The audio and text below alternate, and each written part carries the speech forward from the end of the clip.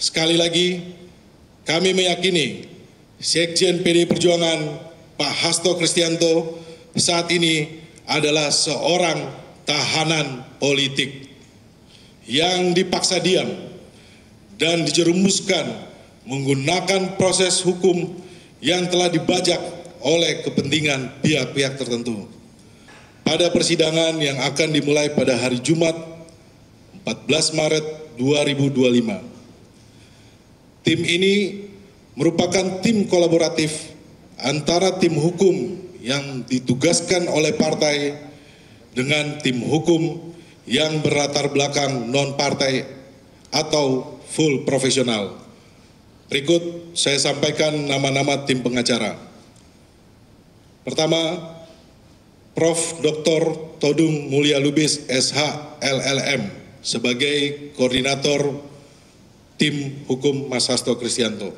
Kedua, Dr. Magdir Ismail SH LLM. Ketiga, saya sendiri Roni Talapesi SH MH. Keempat, Arman Haris SH. Kelima, Febri Diansyah SH selaku koordinator jubir tim pengacara Mas Hasto Kristianto. Keenam, Dr.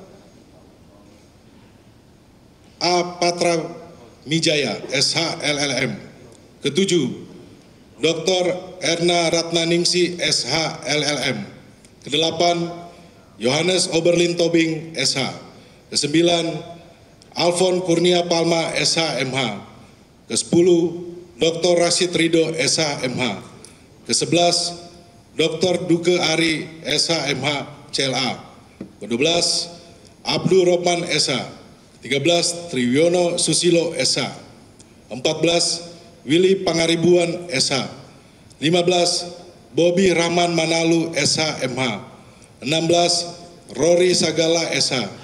17, Anissa Eka Fitria Ismail BA Hons LLM MA SH. Ini adalah 17 tim pengacara yang akan mendampingi Pak Hasto Kristianto. Rekan-rekan sekalian, saya sebagai Ketua DPP PDI Perjuangan Bidang Reformasi Sistem Hukum Nasional diberikan tugas untuk menyampaikan sikap resmi partai, yakni pertama, kami menegaskan bahwa partai memberikan dukungan penuh terhadap Sekjen PDI Perjuangan Pak Hasto Kristianto untuk menghadapi proses hukum yang telah berjalan di KPK dan akan masuk dalam tahap persidangan pada Jumat 14 Maret 2025. Kedua, partai menempatkan proses hukum ini sebagai bagian dari perjuangan untuk menegakkan konstitusi dan demokrasi di Indonesia.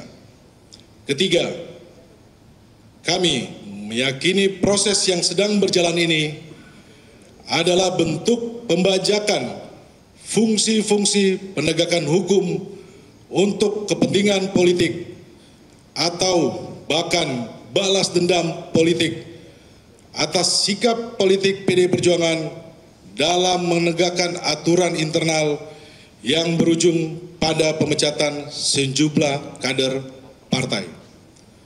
Sikap dan pemahaman ini bukan tanpa dasar, karena kami menemukan pelanggaran mendasar terhadap prinsip-prinsip hak asasi manusia, adanya tahapan proses hukum yang dipaksakan, prinsip-prinsip keadilan, penyiasatan hukum acara, hingga pelanggaran-pelanggaran hukum lainnya yang dilakukan tanpa malu-malu oleh pihak-pihak yang berada di KPK saat ini.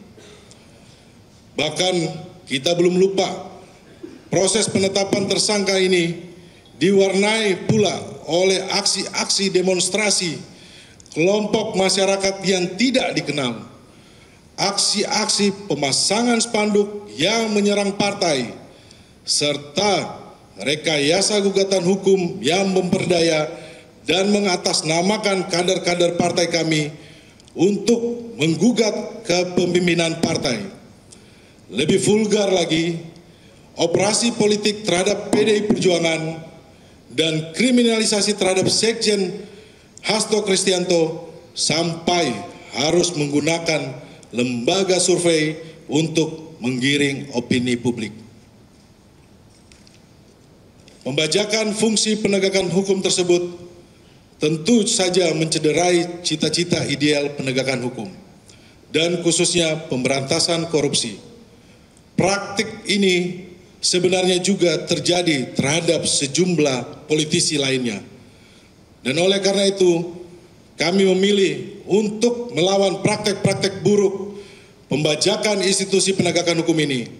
Karena kami meyakini ini adalah bagian perjuangan demokrasi yang sejalan dengan nilai-nilai partai. Rekan-rekan sekalian, sekali lagi kami meyakini Sekjen PDI Perjuangan Pak Hasto Kristianto saat ini adalah seorang tahanan politik yang dipaksa diam dan dijerumuskan menggunakan proses hukum yang telah dibajak oleh kepentingan pihak-pihak tertentu. Oleh karena itu, kami mengajak semua untuk mengawal proses yang sedang berjalan saat ini. Dan secara terbuka yang akan diuji pada persidangan dimulai pada Jumat 14 Maret 2025. Berikutnya saya mempersilakan kepada tim penasihat hukum untuk menyampaikan poin-poin yang menjadi catatan masing-masing. Tempat dan waktu saya persilakan. Silakan Pak Todung Mulya Lubis. Saudara-saudara sekalian, karena saya ingin melihat KPK dalam perspektif penegakan hukum dan pemberantasan korupsi. Saya ini harus mengatakan bahwa walaupun saya bukan anggota DPR, bukan pejabat pemerintahan pada waktu itu, tapi saya ikut wacana mendorong dibentuknya KPK. Kenapa? Karena korupsi itu sudah begitu masif, begitu sistemik, begitu endemik. Indeks persepsi korupsi Indonesia itu selalu jelek.